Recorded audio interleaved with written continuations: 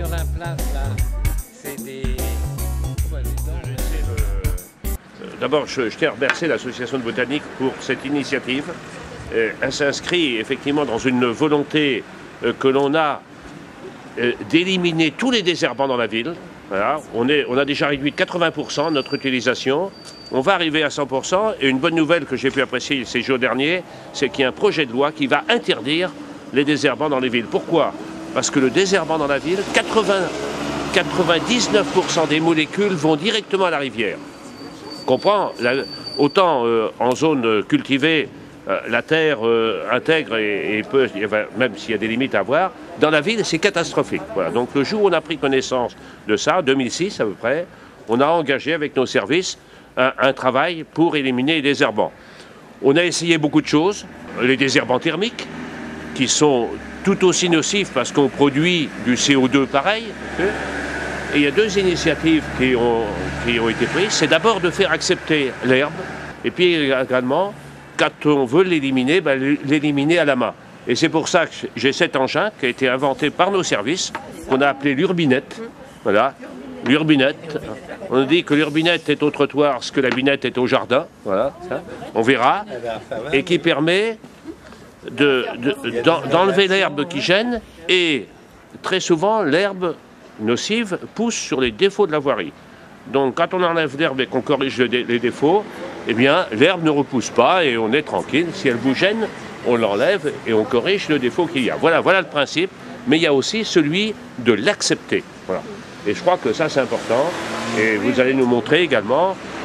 Alors effectivement, Jean-Paul, le temps n'a pas favorisé la pousse. Peut-être qu'on se donnera un autre rendez-vous à un autre moment, hein, c'est tout à fait possible. Il y en a quand même, vous verrez. Parce que moi, je vois dans le quartier où on habite, dans le village de Vaux, on n'a plus de désherbants depuis des années, et on a vu la flore de la route se transformer. C'est-à-dire que c'est les valérianes en particulier qui se sont implantées, les valérianes et giroflées dans les petites fentes partout, et les mauvaises herbes qu'on désherbait avant ont disparu. Voilà. Donc c'est des phénomènes intéressants à suivre. Je vous laisse la parole. Merci encore. On va essayer de découvrir quelques petits coins, vous verrez, donc qu'on essaye de gérer un petit peu différemment, c'est-à-dire soit qu'on laisse pousser l'herbe, soit on organise le terrain un peu différemment pour que l'herbe pousse, mais qu'elle soit acceptable un petit peu différemment. Donc vous verrez qu'on en trouve un petit peu dans tous les milieux, que ce soit sur les marches d'escalier, au pied des murs, dans les massifs, malgré l'entretien qu'on peut y faire, au pied des arbres, enfin dans toute zone, on trouvera des plantes qu'on appelait, je voudrais dire, mauvaises herbes. Parce que mauvaise, c'est un peu dommage pour la plante en elle-même. Elle est mauvaise pourquoi? Simplement parce qu'elle pousse pas forcément au bon endroit et pas forcément au bon moment pour le jardinier ou pour la population. Donc en fait, je dirais plutôt herbe folle. Voilà. Donc on va partir un petit peu. Ça doit être une laitue. Et elle est quand même à l'origine de nos laitues consommées. Hein. C'est à l'origine? Voilà, oui, c'est la variété sauvage, l'espèce sauvage d'où on a amélioré pour obtenir nos laitues. Et également une remarque, hein, c'est que la loi l'a devant chez eux. C'est-à-dire c'est le balayage, le déneigement et l'herbe également, s'ils le souhaitent. Donc ça, il ne faut pas l'oublier. Hein, non. Hein. Donc la feuille ressemble effectivement énormément au trèfle. Je signale au passage que moi j'ai des aubriétas qui poussent sans terre. Hein. Il y a des plantes qui... Ah oui, certaines plantes demandent très peu de... Mais c'est ravissant. On pourrait qualifier de mauvaise herbe parce qu'elle est dans un endroit où on ne voudrait pas l'avoir. Et bien simplement, donc c'est une verveine, et c'est une verveine, une variété horticole qu'on avait plantée dans les massifs et qui spontanément, les graines se sont échappées, elle est venue se semer et pousser naturellement là dans le... Voilà, c'est une verveine, oui. La verveine de Buenos Aires. Mais c'est une verveine cultivée? Oui, horticole, oui. Horticole, hein, pas pour la... pas médicinale.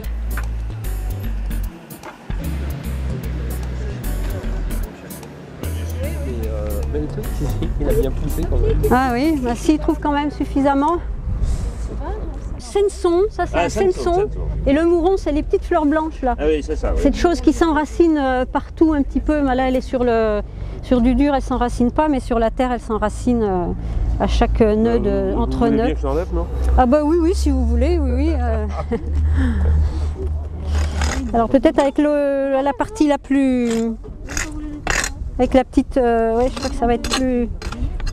C'est bien expérimenté.